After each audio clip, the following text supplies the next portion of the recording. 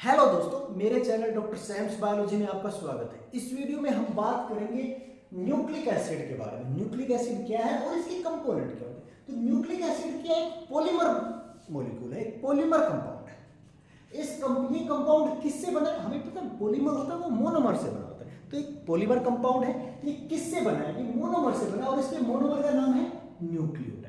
तो बहुत से न्यूक्लियोटाइड मोनोमर यूनिट है। न्यूक्लियोटाइड क्या है? यहाँ पे मोनोमर यूनिट एक दूसरे से जुड़े हुए हैं और एक बॉन्ड के द्वारा जुड़े हुए हैं जिसको हम फॉस्फोडाइस्टर बॉन्ड कहते हैं। तो वो जुड़ के क्या बनाते हैं? पॉलीमर बनाते हैं और उस पॉलीमर को न्यूक्लिक एसिड बोलते हैं। अब देखिए कंपोनेंट क्या है न्यूक्लियोटाइड। हमने कहा हमारा मोनोमर न्यूक्लियोटाइड है। तो न्यूक्लियोटाइड के अंदर क्या है? न्यूक्लियोटाइड में देखिए, न्यूक्लियोटाइड के अंदर तीन कंपोनेंट होते हैं। फॉस्फेट ग्रुप, एक पेंटोज शुगर 5 कार्बन शुगर है और नाइट्रोजनस बेस। अब ये पेंटोज शुगर है, 5 कार्बन शुगर है। नाइट्रोजनस बेस 5 अलग अलग टाइप के हो सकते हैं। एडेनिन हो सकता है, गुआनिन हो सकता है, साइटोसाइन, थाइमिन और यूरेसिल। तो ये तीन कंपोनेंट है, फॉस्फेट ग्रुप, पेंटोज शुगर और नाइट्रोजनस बेस, जो 5 अलग अलग हो सकते हैं। अब ये कैसे जुड़े हुए हैं? एक न्यूक्लियोटाइड के अंदर कैसे जुड़े हुए हैं? यहाँ पे शुगर जो है वो सेंट्रल मॉलिक्यूल का काम करता है। देखिए यहाँ पे ये पेंटोज शुगर है, ये सेंट्रल ऐसा मॉलिक्यूल जो बीच में है। अब इस सेंट्रल मॉलिक्यूल में हमें पता है कार्बन नंबर 5 है, तो यहां से हम काउंट करते हैं 1, कार्बन नंबर 2, 3, 4 और ये 5। तो इसके कार्बन नंबर 1 पे बेस जुड़ा हुआ होता है, नाइट्रोजनस बेस। एडेनिन भी हो सकता है, गुआनिन हो सकता है, साइटोसिन हो सकता है, थाइमिन हो सकता है, यूरेसिल। तो इसके कार्बन नंबर 1 पे बेस जुड़ा हुआ और किस बॉन्ड से? ग्लाइकोसिडिक बॉन्ड से जुड़ा हुआ ये बेस। ठीक है, अब आ जाते हैं हमने क्या क्या जोड़ गया? शुगर और नाइट्रोजनस बेस। अब है फॉस्फेट ग्रुप। फॉस्फेट ग्रुप इसी शुगर है क्योंकि ये बीच में है, दोनों मॉलिक्यूल एक इधर जुड़ा हुआ है एक इधर। तो इधर कार्बन नंबर 5 पे कौन जुड़ा हुआ है?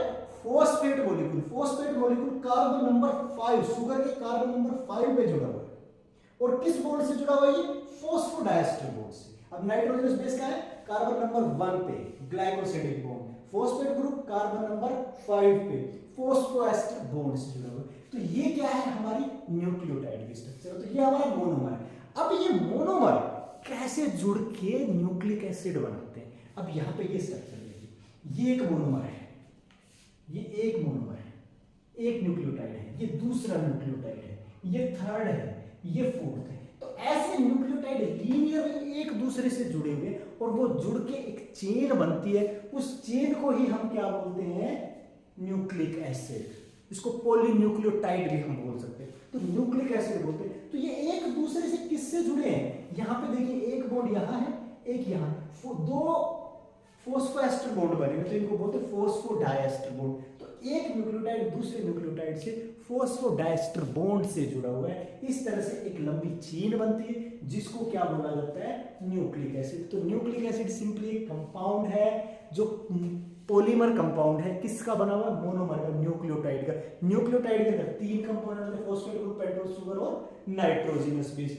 शुगर बिल्कुल सेंटर में है, कार्बन नंबर 1 पे बेस है, कार्बन नंबर 5 पे फॉस्फेट है। और ये न्यूक्लियोटाइड एक बॉन्ड के द्वारा एक चेन में जुड़े होते हैं जिसको फॉस्फोडाइएस्टर बॉन्ड बोलते हैं और इसी को क्या बोलते हैं? Nucleic acid. तो ये हमारा है न्यूक्लिक एसिड और इसके कंपोनेंट्स।